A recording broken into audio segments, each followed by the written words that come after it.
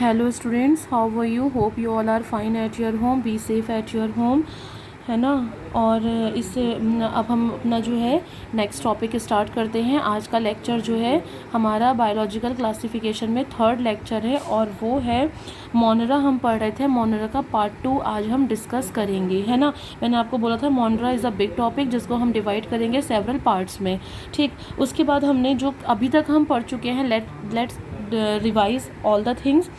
हमने पढ़ा कि क्या कहते हैं, हम पढ़ रहे थे कि इंट्रोडक्शन पढ़ा हमने डिफरेंट साइंटिस्ट का, और फिर हमने उसके बाद पढ़ा मोनरा, है ना। और मोनरा में हमने पढ़ा था कि मोनरा होते कौन है। हमने बोला कि प्रोकैरियोटिक यूनिसेलुलर ऑर्गेनिजम्स होते हैं। फिर हमने बोला कि जो मोनरा होते हैं वो हमारे ज़्यादातर जितने भी बैक्टीरियाज होते हैं वो हमारे मोनरा के अंदर आते हैं। मोनरा के हमने जनरल कैरेक्टरिस्टिक्स पढ़े। उसके बाद हमने मोनरा में स्टार्ट कर दिया था अपना क्या बोलते हैं, आर्की बैक्टीरिया। और आर्की बैक्टीरिया में हमने पढ़ा था कि ये मोस्ट प्रिमिटिव टाइप के बैक्टीरिया होते हैं, ठीक है। और एक्सट्रीम कंडीशन में पाए जाते हैं जहाँ पर नॉर्मल एनिमल्स, नॉर्मल प्लांट्स या नॉर्मल ह्यूमन बींग सर्वाइव नहीं कर सकते। और ये 3 टाइप्स के होते हैं। थर्मोएसिडोफिल्स होते हैं और हमने पढ़ा था कि ये थर्मोएसिडोफिल्स होते हैं। फिर हमने पढ़ा था कि ये मिथेनोजेंस होते हैं, है ना। और उसके बाद हमने पढ़ा था कि जो आर्की बैक्टीरियाज होते हैं, ठीक है, हेलोफाइल्स भी होते हैं। तो 3 टाइप के हमने पढ़ा था। जो एक्सट्रीम सलाइन कंडीशन में सर्वाइव करते हैं वो हेलोफाइल्स होते हैं। जो एक्सट्रीम टेम्परेचर और एसिडिटी में सर्वाइव करते हैं, जैसे कि हॉट वाटर स्प्रिंग, तो वहाँ हॉट स्प्रिंग्स होते हैं, उसमें हमारे जो होते हैं थर्मोएसिडोफिल्स मिलते हैं। और जो मिथेनोजेंस होते हैं वो हमें मार्श एरिया में मिलते हैं, या फिर हमें जो रूमिनेंट एनिमल्स होते हैं, काऊ बफेलोज होते हैं, उनके पेट में मिलते हैं, उनकी गट में हमको मिलते हैं। इसीलिए उनका जो डंग होता है उसको हम काऊ डंग की तरह यूज़ करते हैं, फर्टिलाइज़र की तरह यूज़ करते हैं अपनी खेती करने के लिए, ठीक है। तो यहाँ तक हम सब पढ़ चुके थे। अब हमें आर्की बैक्टीरिया में बेटा एक चीज़ आपको ध्यान दे, एक चीज़ आपका रह गया था तब कि वाई आर्की बैक्टीरिया, जो आर्की बैक्टीरिया होते हैं, ठीक है, why archaebacteria is differ from other bacteria, कि जो आर्की बैक्टीरिया होते हैं वो अदर बैक्टीरिया से क्यों डिफ़र करते हैं। तो एक बात याद रखना कि जो आर्की बैक्टीरिया, देखो और जितने भी बैक्टीरिया हैं वो एक्सट्रीम कंडीशन में सर्वाइव नहीं करते, बट आर्की बैक्टीरिया कैसे हैं, जो एक्सट्रीम कंडीशन में सर्वाइव करते हैं। तो ऐसी क्या चीज़ है इनके अंदर जिसकी वजह से ये एक्सट्रीम कंडीशन में सर्वाइव करते हैं। ये क्वेश्चन नीट में बहुत बार पूछा जाता है बेटा।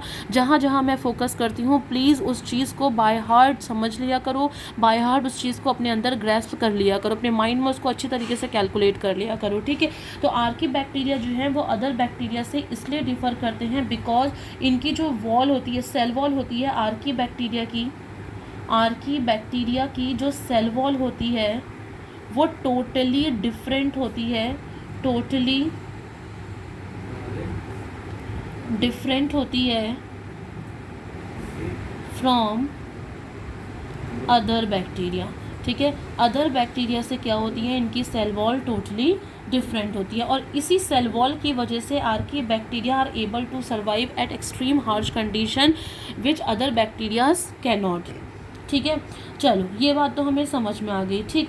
अब आपके लिए क्वेश्चन है, ये मैंने आपके नोट्स में भी डाल रखा है, ठीक है। आपके लिए ये क्वेश्चन है कि आर्की बैक्टीरिया की सेल वॉल कैसी होती है। आप मुझे इसको ग्रुप में डालेंगे, ग्रुप में इसका आंसर जो है पोस्ट करेंगे कि आर्की बैक्टीरिया की जो, या फिर मेरी पर्सनल विंडो पे डालेंगे, ठीक है। आर्की बैक्टीरिया में की सेल वॉल किन किन चीज़ों की बनी होती है। आप नेट पे सर्च करो, बुक्स में सर्च करो, what ever you want, what ever you wish, ठीक है। तो अकॉर्डिंग टू योर विश आपको जो भी जहाँ से भी सर्च करना अच्छा लगता है आप मुझे इसका आंसर बताओ कि इसकी सेल वॉल का कंपोजिशन क्या होता है, आर्की बैक्टीरिया किसकी बनाई हुई होती है, ठीक है। और उसका मुझे कंपोजिशन लिखकर दो, ठीक है। अब हम बात करते हैं eubacteria. Now come to the topic, जो हमारा आज का टॉपिक है, डेट इज़ यू बैक्टीरिया, कि यू बैक्टीरिया क्या होते हैं, ठीक है। तो यू बैक्टीरिया क्या होते हैं, सबसे पहले इंपॉर्टेंट बात कि ये ट्रू बैक्टीरिया होते हैं, यानी कि जो बिल्कुल सही, जिनको हम एक्चुअल में बैक्टीरिया बोलते हैं, ये वो वाले बैक्टीरिया कहलाते हैं, ठीक है। उसके बाद क्या होता है कि इनकी जो वॉल होती है, ठीक है, इनकी जो सेल वॉल होती है वो बहुत हार्ड होती है, ठीक है, और किसकी बनी होती है, पेप्टाइडो, ये भी पेप्टाइडोग्लाइकन के बने होते हैं, because true bacteria is always made up of peptidoglycan.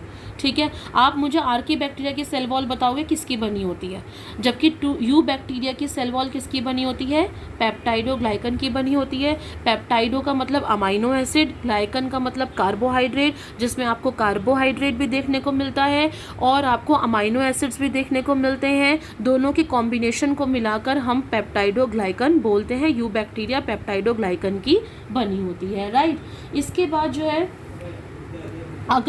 अगर हमारा eubacteria, if eubacteria is able to move, अगर हम देख रहे हैं कि हमारा बैक्टीरिया जो है वो मूव कर रहा है, तो अगर मूव कर रहा है तो इसका मतलब उसके पास क्या है, फ्लैजिला है। ठीक है, उसके पास क्या है, फ्लैजिला। मैं आपको ऑलरेडी इससे प्रीवियस लेक्चर में बता चुकी हूँ कि flagella is a long thread like structure which is present on the body of the bacteria and help in the movement of an bacteria. ठीक है, तो अगर हमारा यू बैक्टीरिया मोटाइल है तो इसका मतलब इसके पास always contain flagella on their body. ठीक है, आ गई बात समझ में। इसके बाद हम बात करते हैं कि जो हमारे यू बैक्टीरिया में हम बात करते हैं कि व्हाट आर साइनोबैक्टीरिया। ठीक है, साइनोबैक्टीरिया को बेटा हम ब्लू ग्रीन एल्गी भी बोलते हैं। ठीक है, हम साइनोबैक्टीरिया को ब्लू ग्रीन एल्गी भी बोलते हैं। It's a kind of algae, ये एल्गी की तरह रिजेंबल करती है। ठीक है, ब्लू ग्रीन कलर की होती है, इसीलिए हम इसको क्या करते हैं, साइनोबैक्टीरिया भी बोलते हैं और हम इसको ब्लू ग्रीन एल्गा भी बोलते हैं। ठीक है, ओके। एल्गी क्या है, एल्गी प्लांट है ना, प्लांट लाइक स्ट्रक्चर है, तो एल्गी में क्या प्रेजेंट होगा, क्लोरोफिल प्रेजेंट होगा। आ गई बात समझ में। एल्गी क्या है, प्लांट लाइक स्ट्रक्चर है, तो एल्गी में क्या प्रेजेंट होगा, क्लोरोफिल प्रेजेंट होगा। तो क्लोरोफिल ए प्रेजेंट होगा, है ना। प्लांट्स में भी आप देखना क्लोरोफिल ए मिलेगा आपको, एल्गी में भी आपको क्या देखने को मिलेगा, क्लोरोफिल ए देखने को मिलेगा। तो जैसे हमें एल्गी में क्लोरोफिल ए देखने को मिल रहा है, सेम एज इट इज़ हमें साइनोबैक्टीरिया में भी क्लोरोफिल ए देखने को मिलेगा। तो हम क्या बोलेंगे कि they have chlorophyll a exactly similar to that of higher plants. इनके पास वही क्लोरोफिल ए होता है जो हायर प्लांट्स के पास मिलता है, इसीलिए साइनोबैक्टीरिया को हम ऑटोट्रॉफिक बैक्टीरिया बोलते हैं। क्यों, जैसे प्लांट्स होते हैं ना, प्लांट्स के पास क्या होता है, क्लोरोफिल होता है, क्लोरोफिल की वजह से वो क्या करते हैं, फोटोसिंथेसिस करते हैं। Same as it is cyanobacteria के पास भी क्या है, क्लोरोफिल ए है, जिसकी वजह से वो क्या करेंगे, फोटोसिंथेसिस करेंगे। और जो फोटोसिंथेसिस का मतलब आपको पता है, जो अपना खाना खुद से बनाते हैं। ठीक है, तो इसीलिए जो अपना खाना खुद से बनाते हैं उनको हम क्या बोलते हैं, ऑटोट्रॉफिक बैक्टीरिया। तो cyanobacteria is a kind of autotrophic bacteria. बहुत इंपॉर्टेंट है कि साइनोबैक्टीरिया ऑटोट्रॉफिक बैक्टीरिया होते हैं because of the presence of chlorophyll A. Okay, now habitat. अब ये आपको मिलेंगे कहाँ, हैबिटाट का मतलब होता है कि कहाँ कहाँ पाए जाएंगे, इनका घर कहाँ कहाँ पर है। ठीक है, तो ये आपको फ्रेश वाटर में मिलेंगे, ठीक है, मैराइन वाटर में मिलेंगे और आपको ज़मीन पर भी दिखाई देंगे। ठीक है, उसके बाद क्या होगा कि ये क्या करते हैं, जैसे हमारे जो साइनोबैक्टीरिया होते हैं ना, ये अपने आप को कॉलोनी में ज़्यादा रहना पसंद करते हैं। जैसे ये एक साइनोबैक्टीरिया है, तो मैंने इसको बहुत सारे, ये एक और साइनोबैक्टीरिया, तो बहुत सारे साइनोबैक्टीरिया क्या करते हैं, जुड़ जाते हैं आपस में और कॉलोनी में रहना पसंद करते हैं। कॉलोनी में मतलब झुंड में रहना पसंद करते हैं। ठीक है, और जब ये झुंड में रहते हैं तो ये अपने आप को एक कवरिंग से चारों तरफ से कवर कर लेते हैं, दोनों तरफ से एक कवरिंग से अपने आप को कवर कर लेते हैं। और ये कवरिंग क्या होती है, कवरिंग को हम बोलते हैं शीथ। ठीक है, शीथ हम बोलते हैं बेटा कवरिंग को, और ये जो शीथ होती है ये जिलेटिन की बनी होती है। ठीक है, इसीलिए इनकी कवरिंग को हम क्या बोल देते हैं, जिलेटिनस शीथ बोलते हैं। इनकी कवरिंग को हम जिलेटिनस शीथ बोलते हैं। आ गई बात समझ में। ओके, नाउ अब हम साइनोबैक्टीरिया का स्ट्रक्चर देखते हैं कि साइनोबैक्टीरिया का स्ट्रक्चर कैसा होता है। ठीक है, तो आपके में मैंने इस तरह से एक आपके नोट्स में एक डायग्राम बना हुआ है, इस तरह से है, और ये रेड से जो है कलर कर रखा है। रेड से इसलिए कलर कर रखा है क्योंकि रेड से हम उस चीज़ को कलर करते हैं जो हमारी हाईली अलर्ट होती है। ठीक है।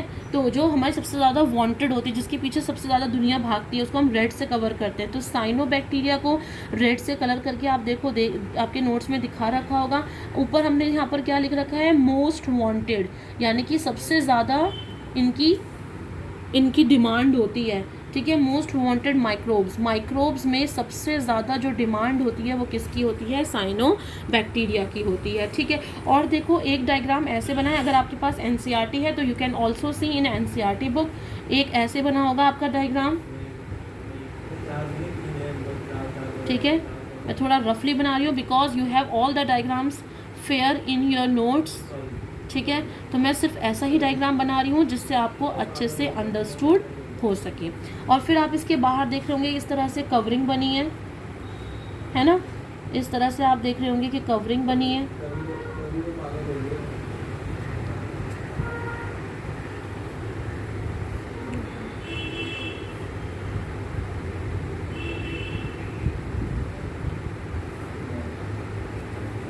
ठीक है, और यहाँ पर आप डॉट डॉट्स देख रहे होंगे।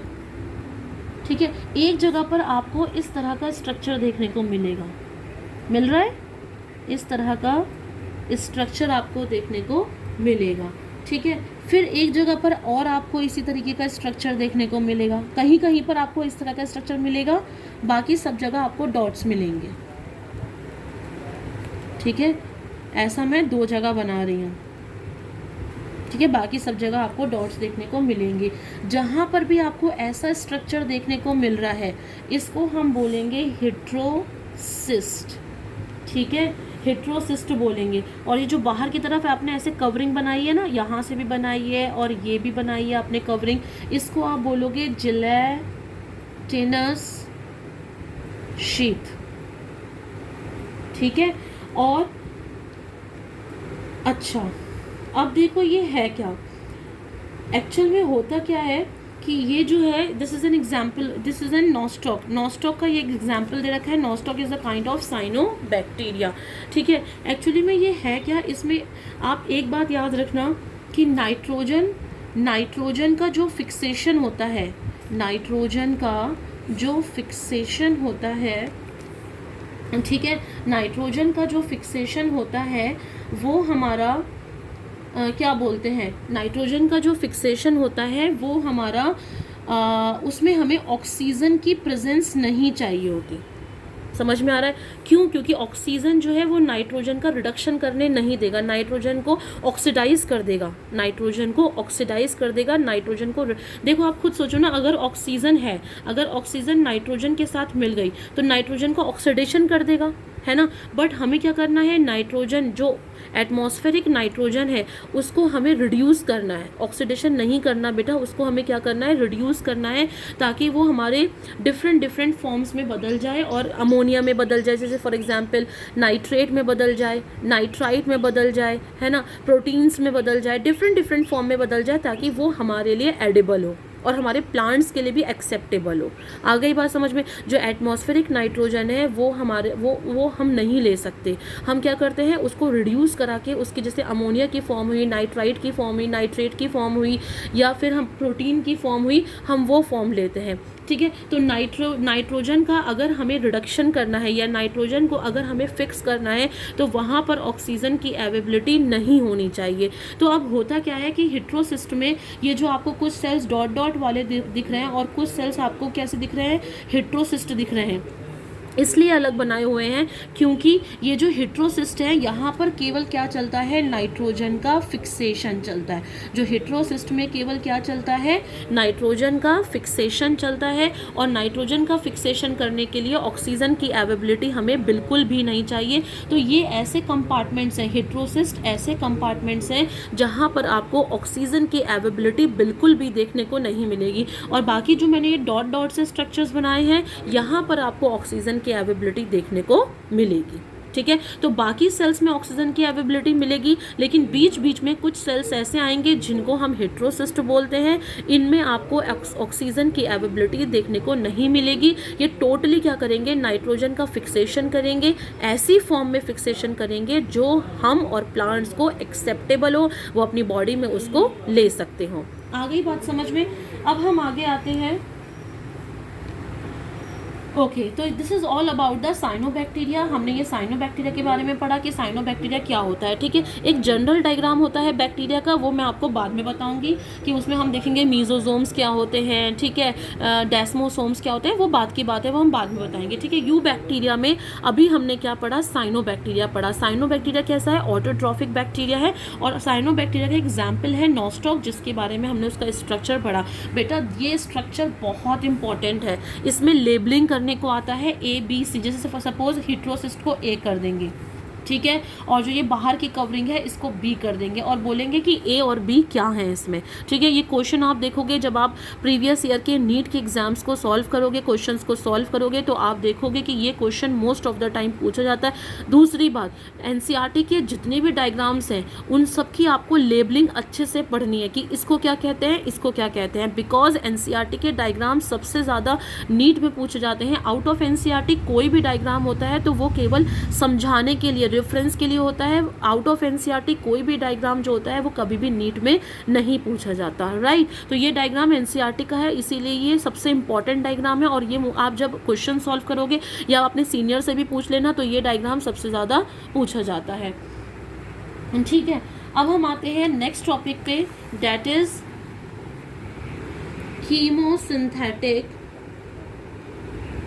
कीमोसिंथेटिक ऑटोट्रॉफिक बैक्टीरिया, ठीक है, कीमोसिंथेटिक ऑटोट्रॉफिक बैक्टीरिया, ठीक है। अब हम बात करते हैं कि कीमोसिंथेटिक क्या होता है, कीमोसिंथेटिक ऑटोट्रॉफिक बैक्टीरिया। देखो सबसे पहले तो हमें पता है कि ऑटोट्रॉफ का मतलब क्या होता है। ऑटोट्रॉफ का मतलब होता है that can synthesize their own food, जो अपना खाना खुद से बनाते हैं उनको हम ऑटोट्रॉफिक बैक्टीरिया कहते हैं, उनको हम ऑटोट्रॉफिक बैक्टीरिया कहते हैं, ठीक है। जो अपना खाना खुद से बनाते हैं उनको हम ऑटोट्रॉफिक बैक्टीरिया कहते हैं। आ गई बात समझ में। अब उसके बाद अब एक वर्ड आ रहा है दैट इज कीमोसिंथेटिक। कीमोसिंथेटिक मतलब ऑटोट्रॉफिक तो है। अब देखो दो तरीके के ऑटोट्रॉफ्स होते हैं, मेरी बात ध्यान से सुनना। ऑटो बिल्कुल अपने बेसिक्स अभी क्लियर कर लेना, क्योंकि बाद में जैसे जैसे आप चैप्टर में जाते जाओगे आपका और टफ होता जाएगा, ठीक है। ऑटोट्रॉफ दो तरीके के होते हैं, एक होते हैं फोटोट्रॉफ, फोटोसिंथेटिक,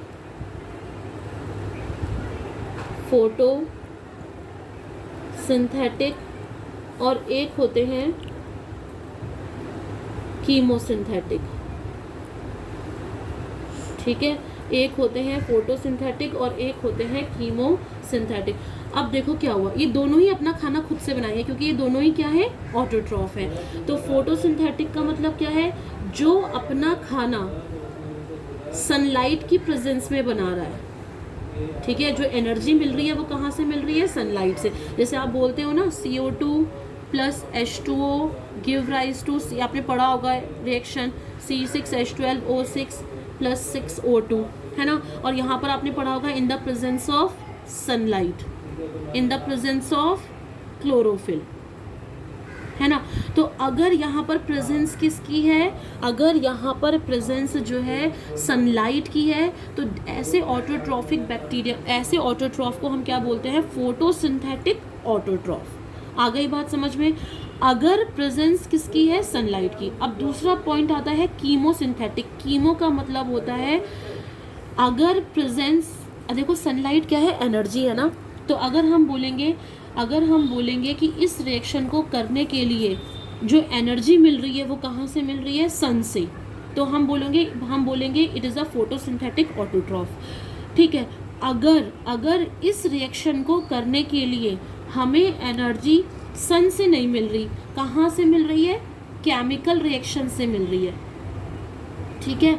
अगर इस रिएक्शन को करने के लिए हमें एनर्जी कहाँ से मिल रही है, केमिकल रिएक्शन से मिल रही है। केमिकल रिएक्शंस में आपको पता है ना, जब हम किसी जब हमने पढ़ा था ना मेटाबॉलिज्म में दो टाइप के रिएक्शंस, एनाबॉलिज्म और कैटाबॉलिज्म। कैटाबॉलिज्म में क्या था, कोई बड़ी चीज़ टूट रही थी और टूटने से क्या हो रहा था, एनर्जी निकल रही थी। तो इसमें भी यही होगा कि कोई बड़ी चीज़ जब टूटेगी और टूटने से जो एनर्जी निकलेगी, मतलब वो एनर्जी जो केमिकल रिएक्शन से मिलेगी। कोई भी केमिकल रिएक्शन करने से जो एनर्जी मिलेगी अगर उस एनर्जी को यूज़ कर कर ये रिएक्शन चल रहा है तो उसको हम बोलेंगे कीमोसिंथेटिक ऑटोट्रॉफ। मेरी बात समझ में आई? फोटोसिंथेटिक ऑटोट्रॉफ का मतलब अगर सनलाइट यूज़ करेंगे हम as an energy. Chemosynthetic autotroph का मतलब अगर हम केमिकल रिएक्शन की एनर्जी को यूज़ करेंगे एज अ एनर्जी किसी रिएक्शन को कराने के लिए, तो उसको हम कीमोसिंथेटिक ऑटोट्रॉफ बोलेंगे।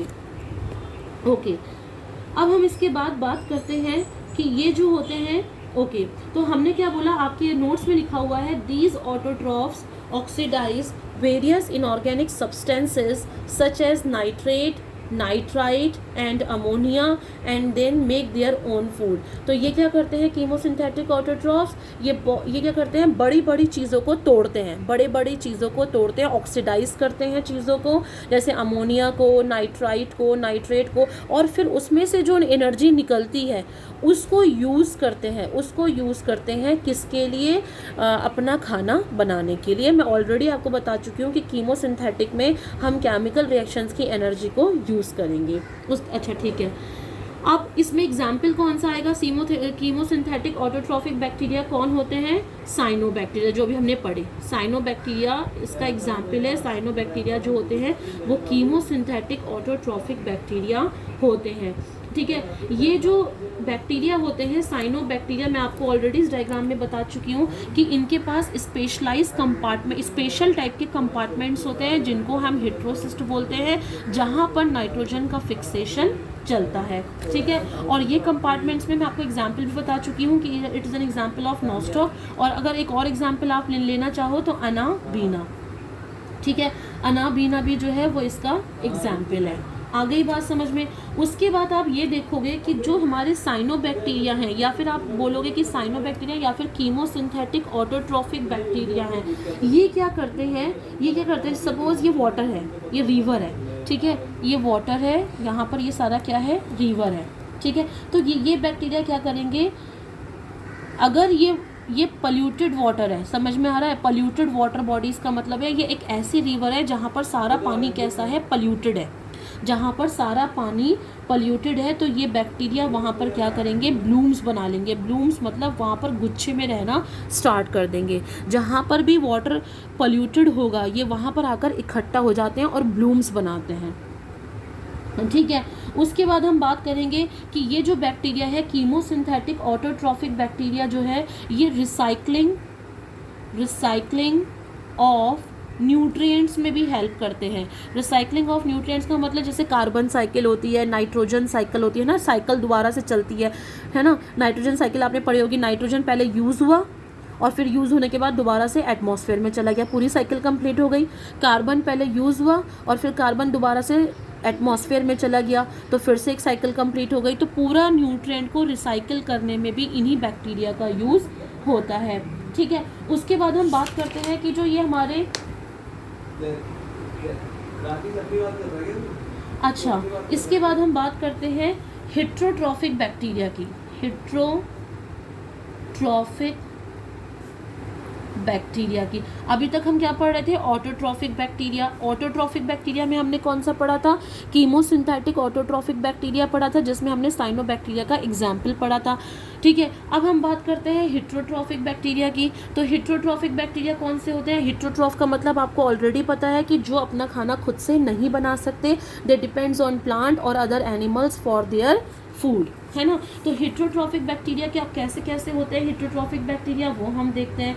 हेटेरोट्रॉफिक बैक्टीरिया सबसे ज़्यादा पाए जाने वाले बैक्टीरिया हैं इस दुनिया में, मोस्ट अबंडेंट बैक्टीरिया हैं, सबसे ज़्यादा पाए जाने वाले बैक्टीरिया हैं, ठीक है। उसके बाद जो हेटेरोट्रॉफिक बैक्टीरिया है, सबसे ज़्यादा हेटेरोट्रॉफिक बैक्टीरिया में आपको देखने को मिलेंगे डिकम्पोजर्स, ठीक है। आपको क्या देखने को मिलेंगे, डिकम्पोजर्स देखने को मिलेंगे। डिकम्पोजर्स का मतलब होता है जो सड़े गले पर एक्ट करते हैं, जो क्या करते हैं, पहले अपने मुंह से, जैसे फंजाई का केस पड़ा था ना, अपने मुंह से कुछ एंजाइम्स निकालते हैं, ठीक है। सपोज ये हमारा एक बैक्टीरिया है, डिकम्पोजर है, ये क्या करेगा, पहले अपने मुंह से कुछ एंजाइम्स निकालेगा, ठीक है। यहाँ पर ये सड़ा गला सामान पड़ा हुआ है, ठीक है, सड़ा गला सामान पड़ा हुआ है, तो ये क्या करेंगे, पहले अपने मुंह से कुछ एंजाइम्स निकालेंगे, ये है एंजाइम्स, ठीक है। ये अपने मुंह से कुछ एंजाइम्स निकालेंगे, ये एंजाइम्स क्या करेंगे, इस सड़े गले खाने पर एक्ट करेंगे और इसका डाइजेशन कराएंगे। जैसे ही इस खाने का डाइजेशन हो जाएगा, ये खाना क्या होगा, इसकी बॉडी से एब्जॉर्ब हो जाएगा। ये अपनी पूरी बॉडी से क्या करेगा, इस सड़े गले खाने को जो डाइजेस्ट हो चुका है उसको एब्जॉर्ब कर लेंगे। तो हम ऐसा बोलते हैं कि जो डिकम्पोजर्स होते हैं उनकी बॉडी के अंदर डाइजेशन नहीं होता, उनकी बॉडी के बाहर डाइजेशन होता है। ठीक है, आ गई बात समझ में। तो हेटरोट्रॉफिक बैक्टीरिया में सबसे ज़्यादा डिकम्पोजर्स देखने को मिलेंगे। ठीक है, अब ये हमारे ह्यूमन लाइफ में किस तरह से रोल प्ले करते हैं हेटरोट्रॉफिक बैक्टीरिया, ये हम देखते हैं। ये हम कर्ड बनाने में यूज़ करते हैं, लैक्टोबैसिलस के स्पीशीज़ हम यूज़ करते हैं ना, तो दही बनाने के लिए ह्यूमन क्या करते हैं, बैक्टीरिया का यूज़ करते हैं। ठीक है, और उसके बाद एंटीबायोटिक्स भी बनाई जाती हैं बैक्टीरिया से। ठीक है, जो आप डॉक्टर, अब बुखार होता है, कुछ होता है तो आपको एंटीबायोटिक्स देते हैं। ठीक है, जो हमारे लेग्यूम रूट्स होती हैं, ठीक है, जो लेग्यूम रूट्स होती हैं वहाँ पर नाइट्रोजन फिक्स करने का काम भी करते हैं, नाइट्रोजन फिक्स करने का काम भी करते हैं। ठीक है, और उसके बाद बहुत सारी डिजीज़ भी कॉज करते हैं। इनका डिसएडवांटेज भी है कि ये डिजीज़ भी कॉज करते हैं, जैसे कॉलरा कर दिया, कॉलरा, ठीक है, टाइफाइड, टिटनस,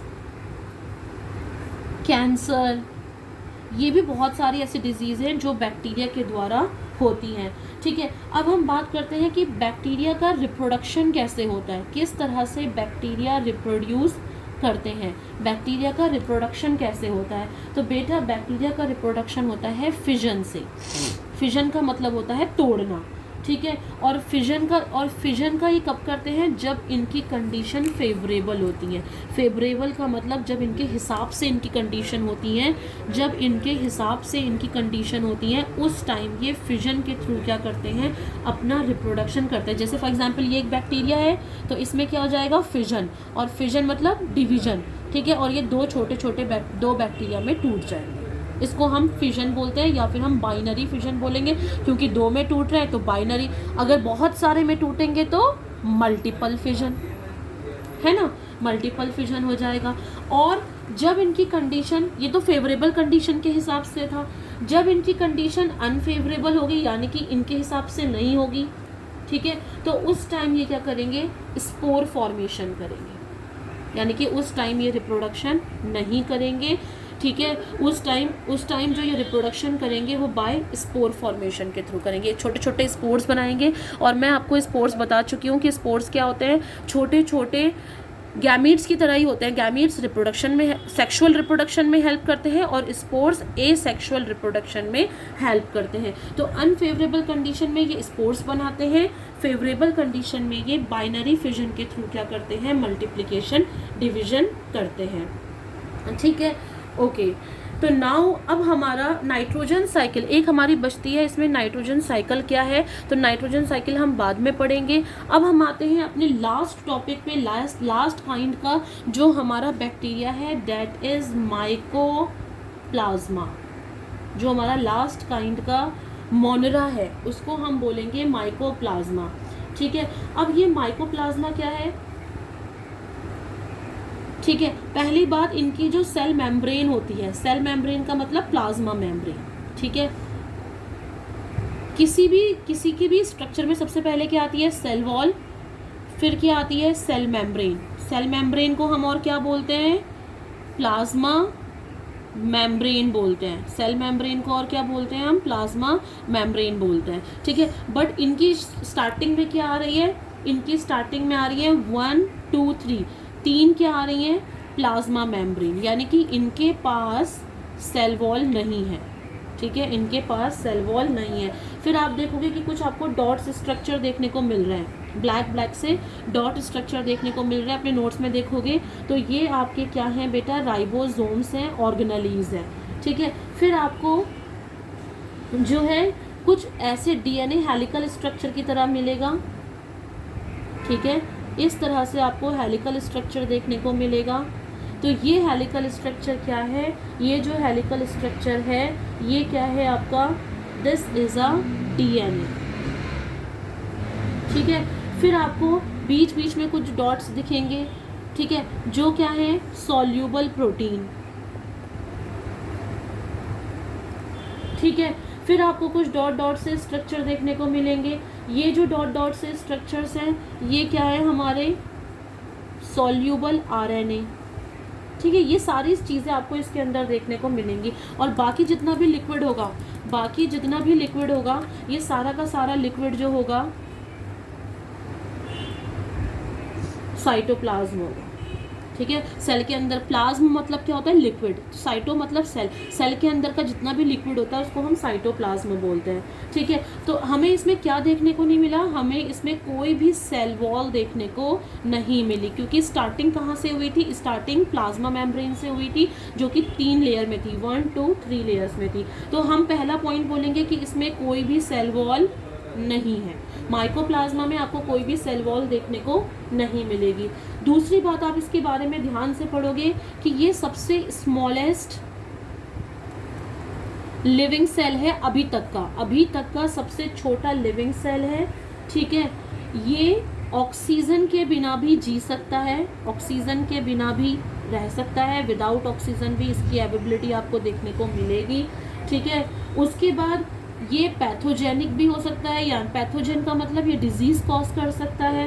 ठीक है, एनिमल्स में डिजीज कॉज कर सकता है और एज वेल एज प्लांट्स में डिजीज कॉज कर सकता है। ठीक है बेटा, ये सारे पॉइंट्स बहुत अच्छे से पढ़ लेना, बिकॉज माइकोप्लाज्मा में भी बहुत सारे क्वेश्चन नीट में पूछे जाते हैं कि बताओ ऐसा कौन सा बैक्टीरिया है जिसके पास ना तो सेल वॉल होती है, सबसे छोटा होता है, ऑक्सीजन के बिना सर्वाइव कर सकता है और पैथोजन होता है एनिमल्स में और प्लांट्स में। तो आपका आंसर होना चाहिए माइकोप्लाज्मा। ओके, तो ये हमने डिफरेंट टाइप के मोनोरास पढ़े, आप ऐसा बोल सकते हो कि हमने डिफरेंट टाइप के बैक्टीरिया पढ़े। ठीक है, हमने कीमोसिंथेटिक ऑटोट्रॉफिक बैक्टीरिया पढ़ा, हमने हेटेरोट्रॉफिक बैक्टीरिया पढ़ा, कि हमने साइनोबैक्टीरिया पढ़ा, यू बैक्टीरिया पढ़ा, आर्की बैक्टीरिया पढ़ा। सारे बैक्टीरिया ऑलमोस्ट हम पूरा मोनोरा हम कवर कर चुके हैं अकॉर्डिंग टू आवर एनसीईआरटी। और बेटा इसमें एक चीज़ बची है, एक नाइट्रोजन साइकिल बची है। दूसरा इसमें जो आपको देखना है वो है स्ट्रक्चर ऑफ बैक्टीरिया, जो कि मैं नेक्स्ट लेक्चर में, एक छोटा सा लेक्चर होगा 10 मिनट का, उसमें मैं आप कवर करूँगी। ठीक है, तो आज के लिए बस इतना ही। Thank you so much, bye bye.